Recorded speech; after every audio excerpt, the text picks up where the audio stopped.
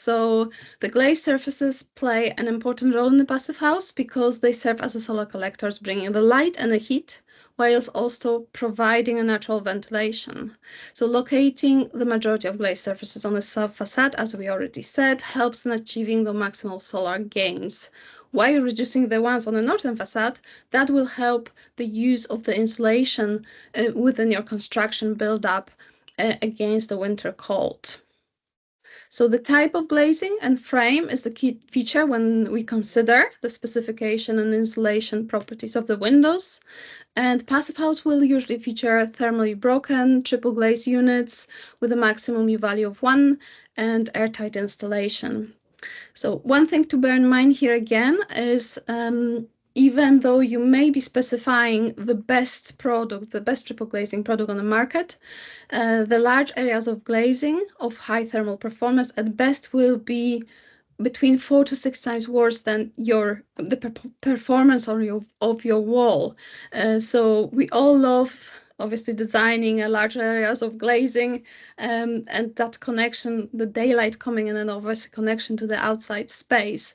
But just to give you that kind of picture of what that does in terms of the thermal performance, that if you come to the architect and say, well, I want all of this wall to be glass. Yes, of course we can do this, but bear in mind, you're going to be losing a lot of energy through that wall, much more than through your through that window, much more than through your wall.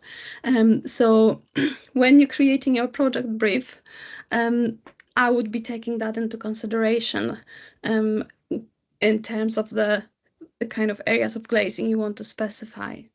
So I also included on the slide an extract from the PHBP planning package, which is an energy balance. And on the left-hand side, you've got shown losses, and on the right side, there are gains. And the yellow area is the areas for the windows for the design shown to the left.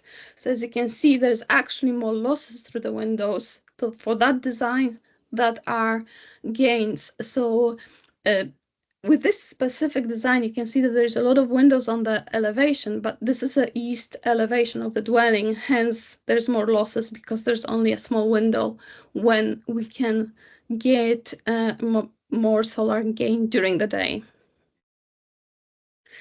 And the final kind of note on the windows here is that the full height glazing is a nice feature. Again, we love designing full height windows, but this can cause overheating risk and heat loss with no actual additional benefit to daylight. So anything below 700 mil to the finished floor level, it won't gain you an additional daylight into the room.